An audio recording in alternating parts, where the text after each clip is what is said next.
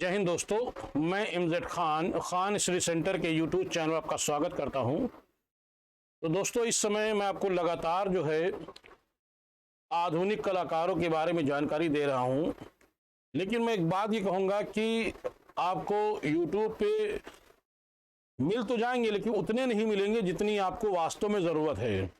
और उसके लिए आपको यही है कि आप मेरे ऐप से जुड़ें, पेड क्लास से जुड़ें, और उसमें आपको ज़रूर बेनिफिट होगा। मेरी क्लास कल से शुरू हो रही है, दोपहर 12 बजे से 1 बजे के बीच में रहेगी। बहुत सारे लोग जुड़ गए हैं और बिल्कुल नई फ्रेश बैच शुरू हो रही है। और अगर फीस के बारे में जानकारी लेना है तो आप मुझे कॉल करके या व्हाट्सअप करके आप फीस की जानकारी ले सकते हैं। उसमें करना क्या है, आपको फीस पेड करना है। मैं आपको व्हाट्सएप पे एक लिंक भेजूंगा, उस लिंक को आपको प्ले स्टोर से डाउनलोड करना होगा।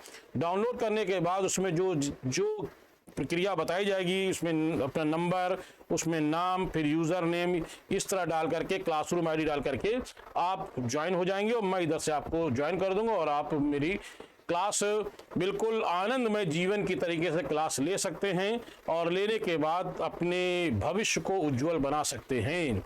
और इसके लिए करना सिर्फ ये है कि देर मत करें और तुरंत जुड़ें, क्योंकि अभी वैकेंसी जल्द ही फिर आने वाली है और ये भी आपका जल्द ही एग्ज़ाम होगा। तब तक हम आपका अच्छा खासा कोर्स या गया कह लीजिए लगभग 80% आपका कोर्स ख़त्म हो चुका होगा। अगर एग्ज़ाम की डेट आती है तो क्लास यही आपकी क्लास डबल कर देंगे, जिससे आपको जल्दी आपका सिलेबस कंप्लीट हो जाएगा। तो आइए बात करते हैं राम किंकर बैच। ये राम किंकर बैच, सबसे पहले इनका जन्म देखते हैं। राम किंकर बैच का जो जन्म है, राम किंकर बैच का जो जन्म है, तो आप कहेंगे इनका जन्म जो हुआ है वो 20 मई 1910 में। ध्यान रखिए आप, 20 मई 1910 में इनका पश्चिम बंगाल के बांकुड़ा जिले के, ध्यान रखिएगा, पश्चिम बंगाल के बांकुड़ा जिले के जुग्गीपाड़ा गांव में हुआ था। कहाँ हुआ था इनका? पश्चिम बंगाल के कहाँ है? तो कहेंगे बांकुड़ा जिले के जुग्गीपाड़ा गांव, जुग्गीपाड़ा गांव में इनका जन्म हुआ था। ध्यान रखिएगा। और इनकी जो मृत्यु हुई है, वो मृत्यु कब हुई है? तो आप कहें समझेंगे कि इनकी मृत्यु हुई है 1 अगस्त 1980 में। 1 अगस्त 1980 में इनकी जो मृत्यु हुई है, कहाँ हुई है? तो कहेंगे इनकी जो मृत्यु हुई है वो कलकत्ता में हुई है। कहाँ हुई है? कलकत्ता में। ठीक है, कलकत्ता के SSKMS अस्पताल में इनकी मृत्यु हुई थी और यहीं कहते हैं कि कलकत्ता में अपना जीवन पूरा यहीं समर्पित कर दिया था। नंदलाल बसु के कलागुरु कौन थे? राम किंकर बैच के कलागुरु कौन थे? तो इनके जो कलागुरु थे, इनके कलागुरु का जो नाम था, इनके कलागुरु का नाम था नंदलाल बसु। ठीक है, नंदलाल बसु। और दूसरे थे इनके कलागुरु जिनका नाम था विनोद बिहारी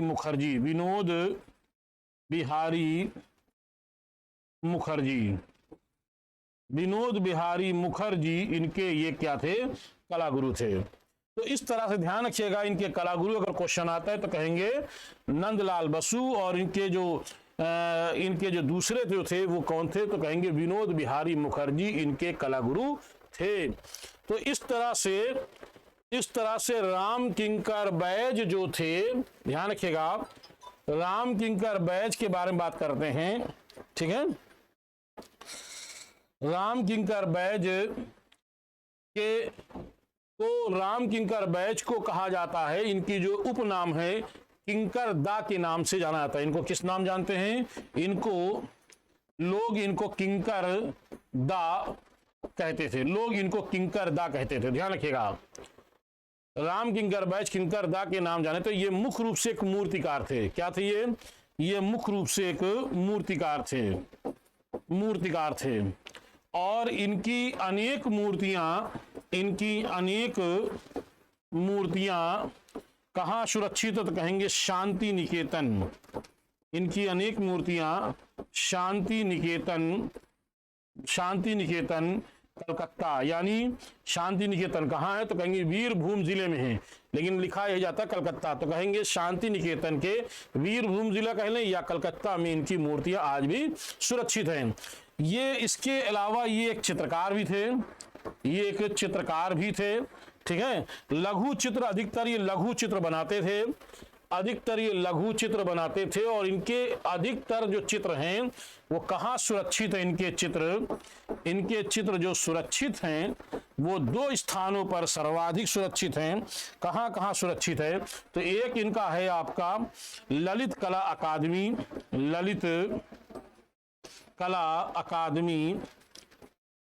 नई दिल्ली में, ध्यान रखिएगा, ललित कला अकादमी नई दिल्ली में। और दूसरा है राष्ट्रीय संग्रहालय नई दिल्ली, यहां पे इनके चित्र जो हैं सुरक्षित हैं। तो अगर क्वेश्चन आता है कि ये क्या है मुख्य रूप से, तो हम यही कहेंगे कि ये मुख्य रूप से एक मूर्तिकार है। ये ध्यान रखिएगा, राम किंकर बैज मुख्य रूप से मूर्तिकार हैं। कैसे मूर्तिकार हैं तो ये कहेंगे भारत के पहले आधुनिक मूर्तिकार के रूप में जाने जाते हैं। वैसे मूर्तिकारी तो प्राचीन काल से चली आ रही है, लेकिन ये भारत के प्रथम आधुनिक मूर्तिकार के रूप में इनकी पहचान होती है और जिन्हें किंकर दा के नाम से जाना जाता है। ठीक है, आइए आगे बात करते हैं। राम किंकर बैज, मैंने अभी बताया कि राम किंकर बैज का जो जन्म हुआ था वो इनका जन्म हुआ था पश्चिम बंगाल के बांकुड़ा जिले में जुग्गीपाड़ा गांव में इनका जन्म हुआ। इनकी प्रारंभिक शिक्षा जुग्गीपाड़ा गांव में ही हुई। जब ये कुछ बड़े हुए तो ये 1925 में ये आ गए कलकत्ता। ठीक है, कहाँ आ गए? 1925 में ये कलकत्ता आए। ठीक है, कलकत्ता आए और जब कलकत्ता आए तो कलकत्ता में एक पत्रिका के एक संपादक है जिनका नाम है मॉडर्न रिव्यू पत्रिका के संपादक रामानंद चटर्जी। क्या नाम है? कलकत्ता में एक पत्रिका है, एक पत्रिका का नाम है मॉडर्न रिव्यू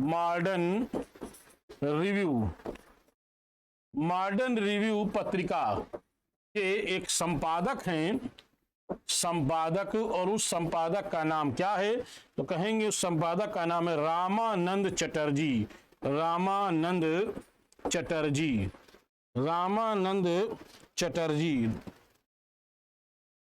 रामानंद चटर्जी ने इनकी प्रतिभा को जाना, जिसकी राम किंकर बैज को जाना, पहचाना, तो इनका दाखिला जो है इन्होंने शांति निकेतन में करा दिया। तो इन्होंने दाखिला, राम किंकर बैज का दाखिला कहाँ कराया तो कहेंगे इनका दाखिला शांति निकेतन में करा दिया गया।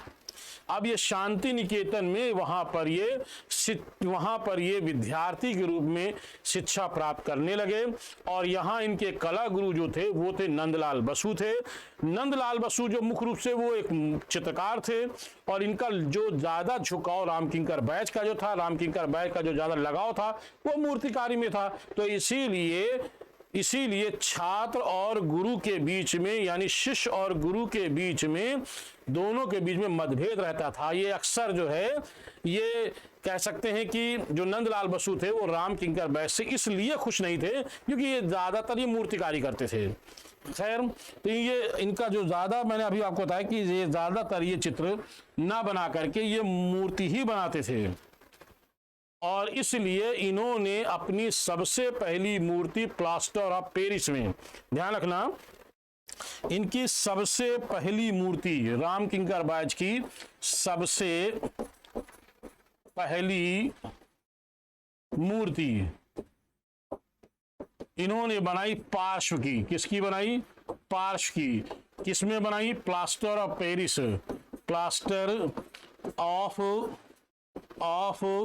पेरिस, यानी हम कह सकते हैं पीओपी।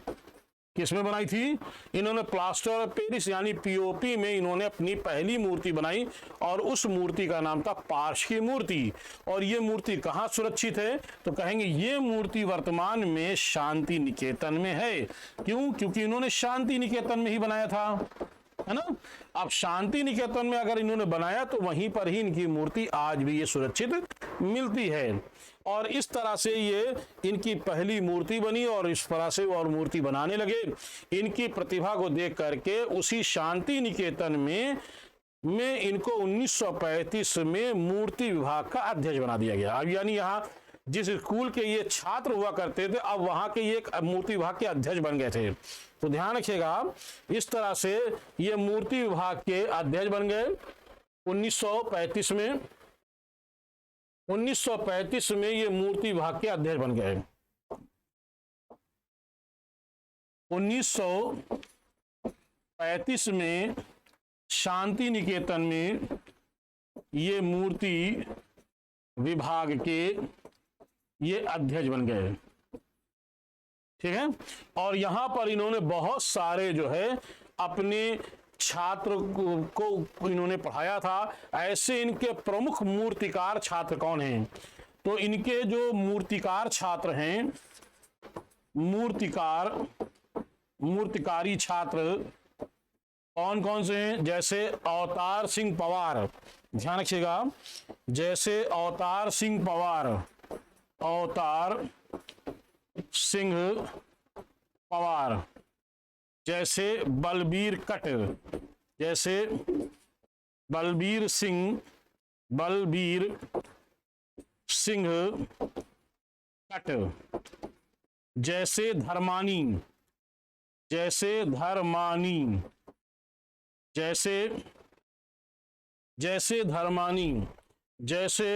सुशांत घोष, ठीक है, जैसे राजुल धारीवाल,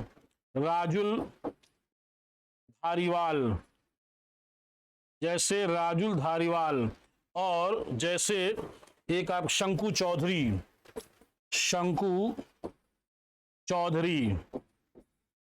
ठीक है, जैसे प्रभास सेन आदि। ये सारे जो इनके हैं ये मूर्तिकारी शिष्य हैं जिन्होंने राम किंकर बैज से मूर्तिकारी को सीखा है। तो इस तरह से ये एक मूर्तिकार के रूप में ये अपना काम शांति निकेतन में बाखूबी करते रहे। अब इसके बाद इन्होंने एक बहुत ही महत्वपूर्ण, या कह लें अपने जीवन की सबसे महत्वपूर्ण इन्होंने मूर्ति बनाई, और वो मूर्ति इन्होंने 1938 में बनाई थी, संथाल परिवार की मूर्ति। इनके जीवन की सबसे प्रमुख मूर्ति 1938 में इन्होंने किसकी बनाई? संथाल परिवार की, संथाल परिवार की मूर्ति बनाई। और कितने में बनाई? कितनी? 4.27 मीटर, यानी 4.27 मीटर यानी 4 मीटर 27 सेंटीमीटर की इन्होंने संथाल परिवार वाली जो मूर्ति बनाई थी वो सीमेंट कंक्रीट में बनाई थी। किसमें बनाई थी? ये इन्होंने बनाया था सीमेंट कंक्रीट में। ध्यान रखिएगा, इन्होंने सीमेंट कंक्रीट में ये मूर्ति बनाई थी। तो 4.27 मीटर की ये सीमेंट कंक्रीट बनाई थी। और कहाँ सुरक्षित है? तो कहेंगे ये वर्तमान में ये शांति निकेतन में है। कहाँ है? तो कहेंगे शांति निकेतन में सुरक्षित है। तो इस तरह से ये इनकी सबसे प्रमुख मूर्ति है, संथाल परिवार की मूर्ति, राम किंकर बैच की है। ठीक है, आइए एक बात करते हैं। राम किंकर बैज जब 1938 में ये इन्होंने बनाई, इसी तरीके से राम किंकर बैज ने 1938 में एक और मूर्ति बनाई। वो कैसी मूर्ति है? ध्यान रखिएगा, वो मूर्ति जो है राम किंकर बैज की जो मूर्ति है वो 24 फीट ऊंची मूर्ति बनाई। और वो कैसी मूर्ति है, किसमें बनाई थी? तो ये जो मूर्ति है यक्ष यक्षिणी की, यक्ष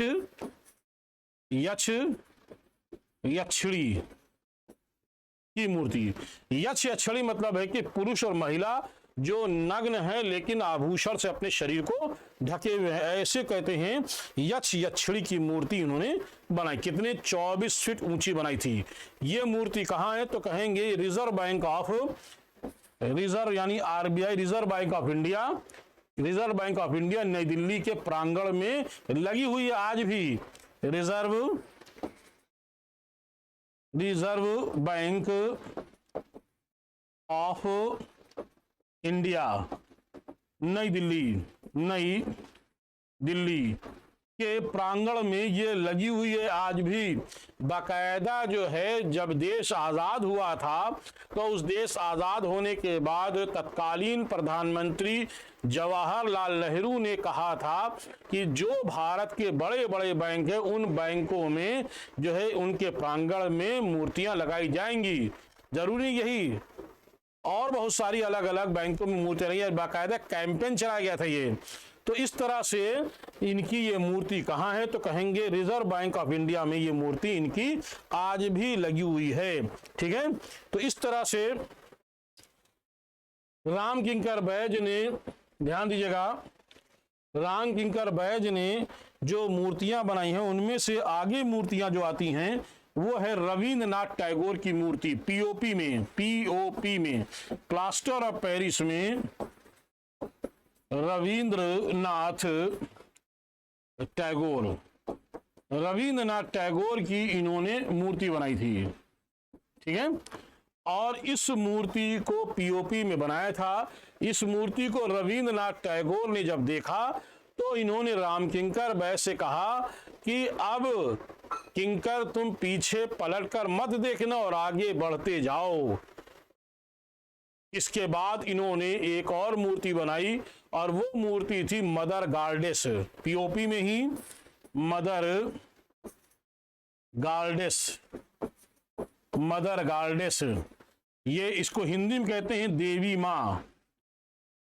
माँ की मूर्ति बनाई थी। इसी तरह से पीओपी में मूर्ति इन्होंने बनाई थी हार्वेस्ट या कह सकते हैं हार्वेस्टर। ठीक है, तो ये मूर्ति इनकी पीओपी में बनाई थी जो आज भारत के विभिन्न संग्रहालयों में इनकी मूर्तियां देखी जा सकती हैं। ये तीनों मूर्तियां जो हैं शांति निकेतन में आज भी वहां पर पाई जाती हैं। तो इस तरह से इन्होंने बहुत सारी मूर्तियां बनाई जो मैंने अभी आपको बताया। मूर्ति के अतिरिक्त ये चित्रकारी भी करते थे। आइए देखते हैं, राम किंकर बैज जो है ये मूर्ति के अतिरिक्त चित्रकारी भी करते थे। ठीक है, तो ये अधिकतर कैसे चित्र बनाते थे, ये अधिकतर लघु चित्र बनाते थे। याद कर लीजिएगा, अधिकतर ये लघु चित्र बनाते थे और जो चित्र बनाते थे उन चित्रों में विशेष तौर से उस पर ध्यान देते थे। क्या करते थे, उनके चित्र अधिकतर कैसे होते थे, तैल रंग में भी होते थे और जल रंग में भी होते थे। इनके तैल रंग और जल रंग में दोनों होते थे। तो इनके कुछ प्रमुख चित्र हैं, जैसे अनाज की ओसाई,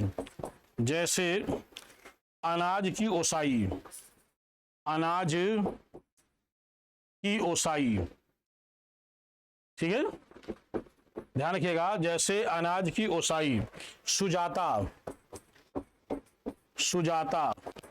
ठीक है, संथाल महिला व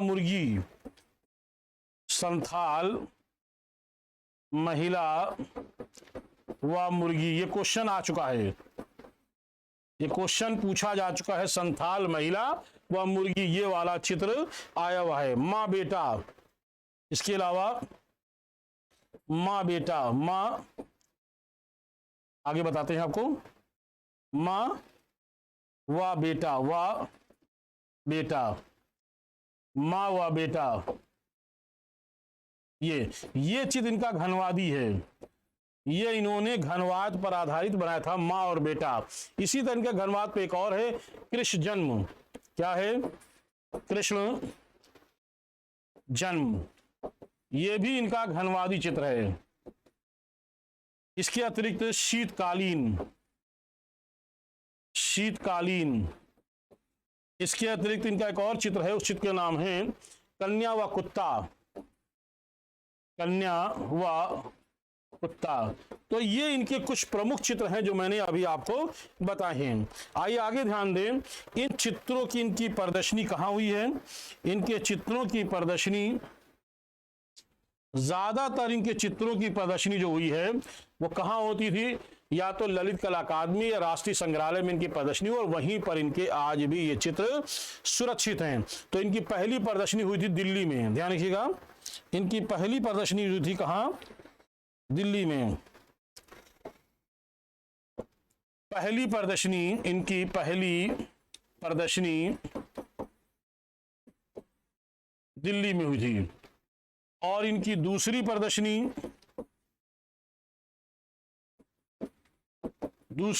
इनकी कलकत्ता में हुई थी। कलकत्ता में कहाँ हुई थी, ओरिएंटल स्कूल ऑफ आर्ट में इनकी दूसरी प्रदर्शनी लगाई थी। तीसरी प्रदर्शनी के कहाँ हुई, तीसरी प्रदर्शनी इनकी पेरिस में, और चौथी प्रदर्शनी इनकी कहाँ हुई थी, तो कहेंगे टोक्यो में, जापान में। इस तरह से इनकी भारत के बाहर भी इनके चित्रों की प्रदर्शनियां लगाई गई हैं। ठीक, चलिए आगे देखते हैं। राम किंकर बैज, राम किंकर बैज की बात करते हैं तो राम किंकर बैज को 1970 में भारत सरकार ने 1970 में भारत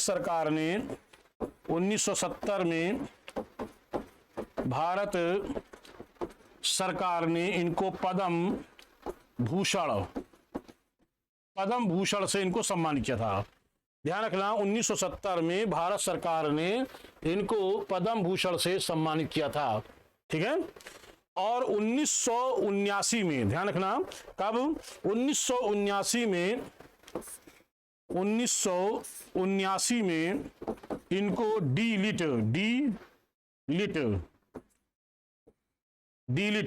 तो 1900, ध्यान रखिएगा, 1979 में इनको डी लिट की उपाधि से किसने सम्मानित किया, तो रविंद्र भारती विश्वविद्यालय, रविंद्र भारती विश्वविद्यालय कलकत्ता ने इनको क्या सम्मानित किया था, तो इनको जो है सम्मानित किया था, किससे, डी.लिट की उपाधि से सम्मानित किया था। कहते जब युवा थे तो ये गांधी के साथ असहयोग आंदोलन में भी शामिल हुए थे, और इन्होंने अपने जीवन काल में अनेक सेनानियों के भी चित्र बनाए थे। आइए लास्ट बात करते हैं हम लोग हैं 1920 में, सॉरी 2020 में, 1920 नहीं कहेंगे, 2020 वो काल है, वो दौर है जब लोग कोरोना से पीड़ित थे। उसी समय बांग्ला भाषा में एक फिल्म बनी थी असुर। बात करते हैं 2020 में बांग्ला भाषा की एक फिल्म थी, और उस फिल्म का नाम था असुर। असुर क्या नाम है, उस फिल्म का नाम है असुर। इस असुर फिल्म में इनको एक, इस फिल्म में क्या दिखाया गया है, इनको छोटी सी श्रद्धांजलि दी गई है। यानी इसमें इनको, इस फिल्म में इनको श्रद्धांजलि देते हुए दिखाया गया है।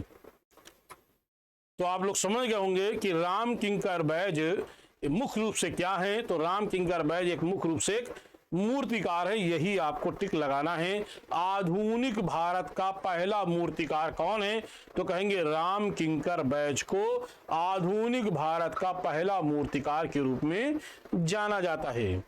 आगे ध्यान दीजिए, राम किंकर बैज की अधिकतर मूर्तियां जो हैं वो शांति निकेतन में ही सुरक्षित हैं, और अधिकतर जो चित्र हैं इनके ललित कला अकादमी नई दिल्ली या राष्ट्रीय संग्रहालय नई दिल्ली में इनके चित्र सुरक्षित हैं। तो चलिए दोस्तों, मैं आपको बता देता हूं, नया बैच मेरा शुरू होने जा रहा है, जल्द ही शुरू हो रहा है, बस मान चलें कि कल से शुरू हो रहा है। और इसमें जिन लोगों को जुड़ना है, पेड क्लास है, आप इसमें जुड़ करके अपने भविष्य को उज्जवल बना सकते हैं और नौकरी पा सकते हैं। ये मैंने बहुत सारे बच्चों को सिलेक्शन दिया है। अगर आपको देखना है कि क्या वास्तव में मैंने सिलेक्शन दिया है तो YouTube पे जाइए मेरे चैनल पे और देखिए, मैंने बहुत सारे लोगों को मिठाई खिलाते हुए दिखाया है। मैं चाहता हूँ कि आपको भी मैं मिठाई खिलाऊं। ये तभी हो सकता है जब आप मुझसे जुड़ेंगे और आगे सफल होंगे, कामयाब होंगे। तो चलिए फिर मिलते, तब तक के लिए एक नई वीडियो साथ। जय हिंद।